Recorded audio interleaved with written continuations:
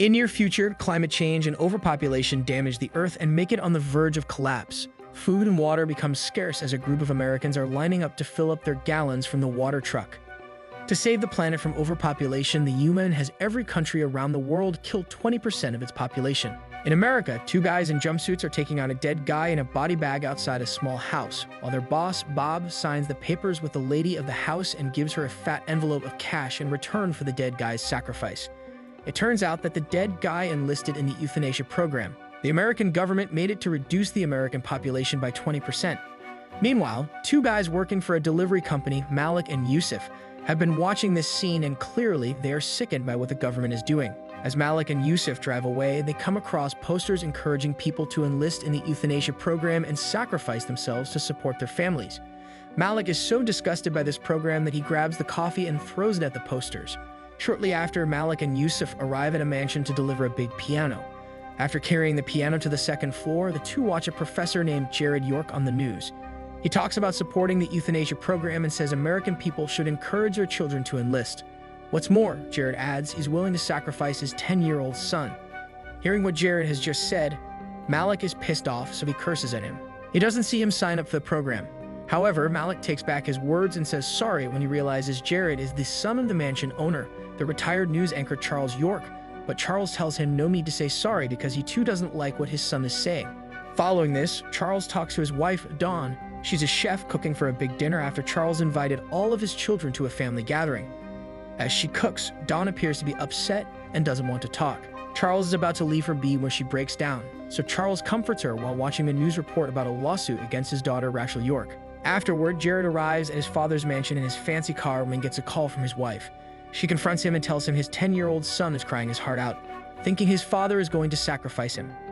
As Jared asks to speak to his son, his wife says no and tells him not to come home before she hangs up on him.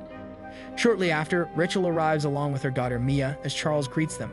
After saying hello to his granddaughter, Charles talks to Rachel in private and asks her about her lawsuit. Rachel ignores him and goes to see her stepmother. Clearly, Charles has a strained relationship with his children.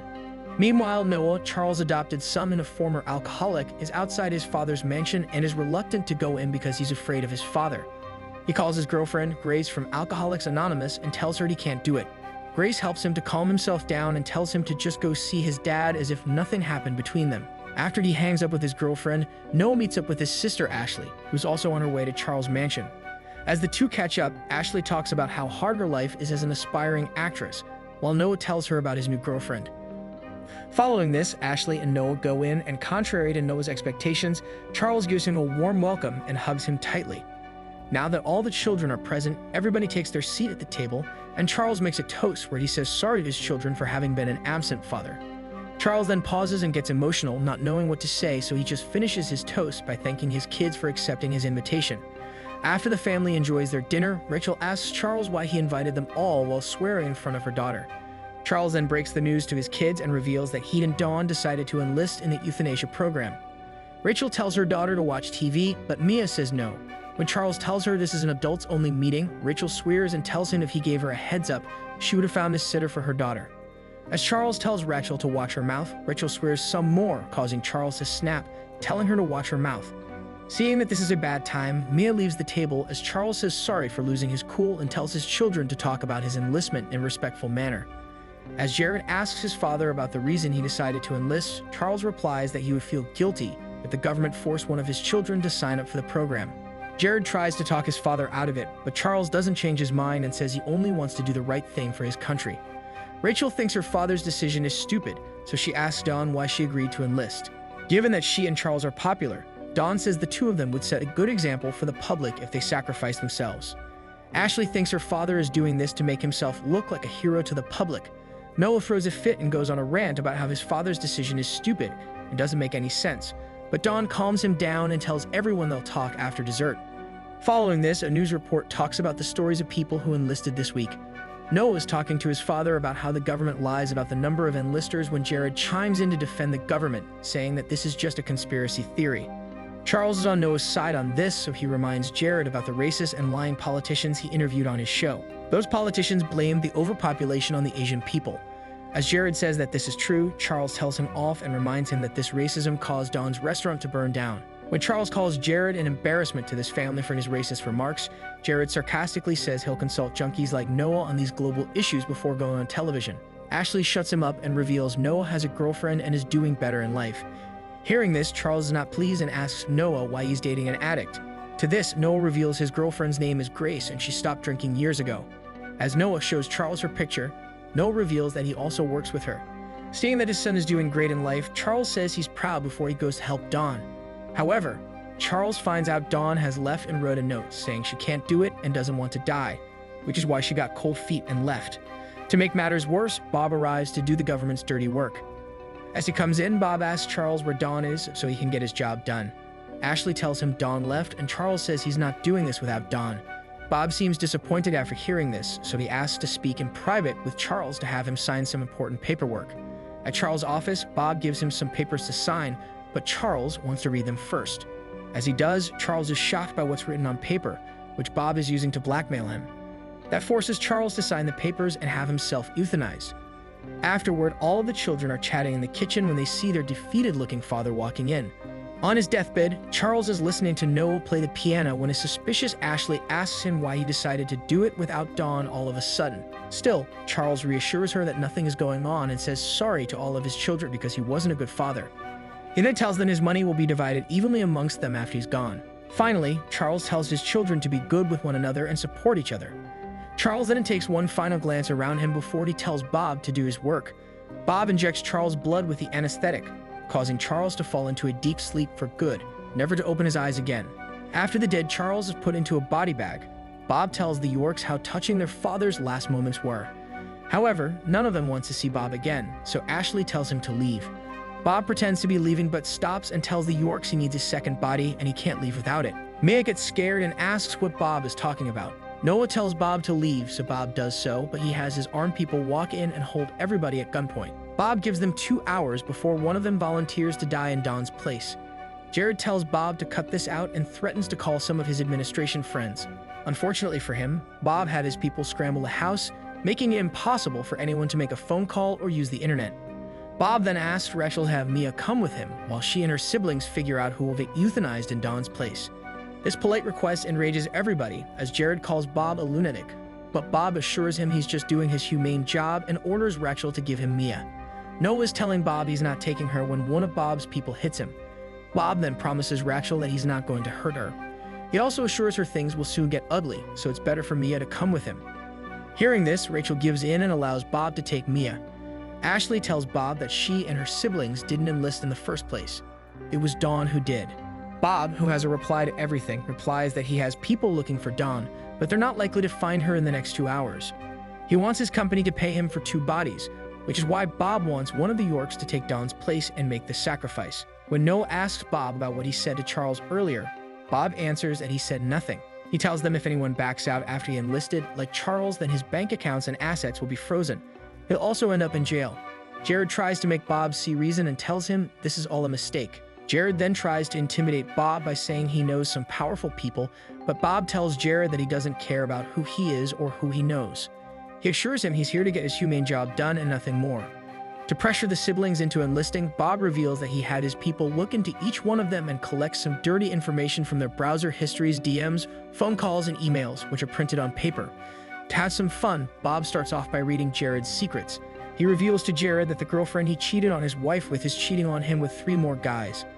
Bob then reveals to Jared that his son Lucas hates him and wants nothing to do with him. Before Bob can read more dirty secrets, Jared tells him to stop, so Bob moves on to read Rachel's secrets. As he does, Rachel punches him in the nose, causing him to bleed, so Bob decides to leave the papers and gives them 2 hours to make a decision. If they don't, Bob threatens to make it for them and pick one of them himself. That leaves the siblings no choice but to sit and read the secrets Bob found about them. Noah reads his secrets and sits in despair by the piano. Ashley reads that her casting directors described her as a bad actress with no charisma, which makes her get riled up. As for Rachel, she just calmly sits in the kitchen and thinks about how to get out of this situation while sinisterly looking at a knife. As for Jared, he slaps himself in the face while thinking about how to get through this. Immediately after, the siblings gather to talk this over. Jared starts off and chooses Noah to sacrifice himself for them all because Noah had a drinking problem. This problem caused him to run a girl over in an accident. To this, Ashley adamantly says no and votes for Jared to be the sacrifice. This pisses off Jared, resulting in a heated argument with Ashley, which soon stops when Noah shouts at them to stop. Noah then admits his mistake of running that girl over before adding that he became clean and learned his lesson, which is why he sees a future for himself and all his siblings if they all stick together to get through this situation, just like their father told them on his deathbed. However, Rachel still hates her father and curses him, thinking he set them up and caused them to be in this situation. Not knowing will be Dawn's replacement, Rachel has Bob come to have him do the choosing. Unfortunately, Bob decides to have them draw straws, to which the siblings say no. Rachel then asks Bob if they can deliver him a dead body to solve this situation. To this, Bob implicitly says yes by saying that if he were in their shoes, he would figure out a way himself. After Bob leaves, Noah asks what that was all about. Rachel beats around the bush and tells her siblings she's not dying tonight. She also doesn't care if one of her siblings dies, since she sees them once every year and doesn't know much about them, so Rachel stabs Noah before he pushes her away. Rachel shouts that Noah doesn't deserve to inherit any of their father's money. While Jared agrees, Rachel tells Ashley she'll have more of her father's money if she helps her and Jared kill Noah. As Noah tries to keep his siblings together, Ashley tosses Rachel a knife and sides with her before she reveals she saw an email on Charles' computer earlier, from which she learned Charles paid $3 million to the family of the girl Noah ran over to get them to drop the charges against Noah. While this shocks Jared and Rachel, a shocked Noah assures them he never knew about it until Dawn told him recently. However, this doesn't get him anywhere, as his siblings are already set on killing him to save their skin. So Jared arms himself with a poker, Ashley arms herself with a spray, and Rachel has a knife. Noah tells them to calm down, but they won't hear it, so they gang up on him and attack, but Noah easily fends them all off. As he runs to hide in a room, Rachel throws a knife at his back. Meanwhile, Bob is in his RV with Mia, waiting for the siblings to decide. After he allows Mia to use the bathroom, Bob gets a call from his guys who tell him they have captured Dawn. This means that he can finally release the York siblings. However, Bob doesn't want to release them, so he orders his men to take Dawn to their headquarters and not to bring her home. During this time, Noah looks at his wounds and writes a text message to Grace asking for her help. To make sure his phone picks up the signal, Noah throws his phone out of the window. Surprisingly, his phone picks up the signal, and the message is delivered to Grace. Setting out to face his siblings, Noah breaks the PM stool and arms himself with its leg. Walking out of his room, Noah finds a fork on the floor and picks it up as another weapon. Checking the kitchen, Noah ties a tray to his torso as armor. Walking further, Noah finds a terrified Ashley hiding behind the door. Terrified, she says sorry for siding against him and blames it on Rachel. Instead of attacking her, Noah asks her where his other siblings are. Ashley tells him they're lying in wait for him to show up in the living room. Noah decides to go there to talk them into stopping this madness. Walking out of the room, Ashley has Noah look at an old picture of them when they were children. Looking at it, Noah reminisces about his old memories and puts his hand on the picture when suddenly Rachel and Jared ambush him. Again, Noah easily fights them off and asks Ashley for help. However, the terrified Ashley, who lured Noah into this trap, runs off, leaving Noah on his own again. Noah manages to take the knife off his hand, but after he does, he loses his balance. Fortunately, he manages to lock the door and keep himself safe. Noah then arms himself with a bat. He's getting ready to fight when Jared breaks the door to attack, but Noah throws the bat at his head. Rachel lunges at Noah and stabs him in his armored torso. However, Noah is not affected at all and stabs Rachel in the neck with the fork. Thinking Noah will kill her, Rachel tells Noah to give her love to Mia, but Noah spares her and tells her to do it herself. Due to his wounds, Noah loses balance again. Jared approaches him with two knives. He assures Noah he's not going to kill him out of racism. Before Jared can continue his gibberish, Noah knocks his lights out with the bat. Noah staggers further before Ashley comes from behind and knocks him out. Seeing her unconscious brother, Ashley panics and is beside herself with guilt. Following this, the siblings tie the unconscious Noah up. Ashley breaks down, feeling guilty for betraying Noah's trust. She can't bring herself to kill him. Rachel recalls that Noah could have killed her, but he spared her instead. Jared then assures Ashley she'll be fine and that this will all be over soon. All they need to do is kill their adopted brother. While counting to 3, the 3 siblings are holding their knives to kill Noah when suddenly someone honks the horn and calls for Noah to come out. The 3 siblings are shocked when they see that it's Grace.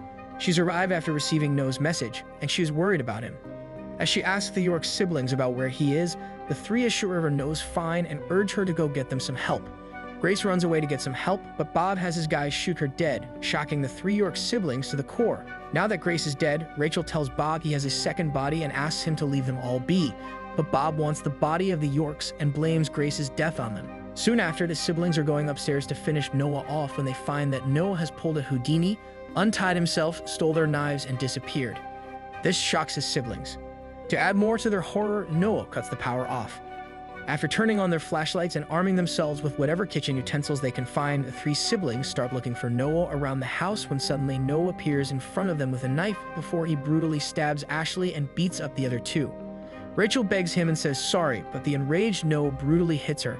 The heavily injured Ashley is crawling her way out when Noah stops her to finish her off and hand her body over to Bob. Rachel begs Noah to spare Ashley and tells Noah to kill her instead. Jared interrupts and asks to be a sacrifice. After coming to his senses, Noah tells them enough is enough. He reminds them that they're family, not enemies, and that the only enemy they need to kill is Bob. Meanwhile, Bob is talking to Mia in the RV when his watch starts ticking. Now the 2 hours are over. Bob and his guy named Tony are walking into the mansion to check on the siblings when they find Ashley lying dead. The rest of the Yorks appear with their hands up as Tony holds them at gunpoint. Bob is thanking the siblings for finally giving him a body when suddenly Ashley stabs Tony in the legs, signaling her siblings to ambush Bob and capture him. The rest of Bob's guys walk in and point their guns at the siblings to stop them. While holding a knife to Bob's throat, Noah forces him to have his men stand down and hand over their weapons. Just then, Ashley succumbs to her injury and drops dead. This distracts Noah, allowing Bob to headbutt him. Just as Bob thinks he got the situation under control, Jared knocks him out unconscious with the butt of the gun. Bob then wakes up to find himself tied to a stretcher after the York siblings force Tony to set everything up for the euthanasia procedure. However, Bob keeps his cool and says he has the situation under control. He confidently assures the Yorks they'll all end up in jail if they hurt him or any of his men. Not only that, but their children will end up under the custody of the state. Bob then offers to forget about the whole situation and have his men pick Ashley's covered body off the floor if the siblings spare him. However, Rachel unveils the body, and it turns out to be one of Bob's people who the siblings accidentally killed in their first attempt at the euthanasia procedure. Seeing the body, Bob becomes uneasy, and Noah decides to euthanize him. Scared for his life, Bob tries to talk his way out, but Noah doesn't want to hear Bob out anymore. He's about to kill him when Bob reveals that his guys captured Don, pissing off Noah. Bob threatens Noah. If he kills him, his people will kill Don. However, he'll have his people let her go if Noah spares him. Days later, Noah is seen playing the piano on stage, while all of the Yorks, along with Don, are enjoying the show. Clearly, they took Bob's deal. Later, a news report comes in about Ashley and Grace. It portrays the two girls as heroes who sacrificed themselves to save the planet. The movie ends as Bob shows up on screen and describes them as one of his top volunteers.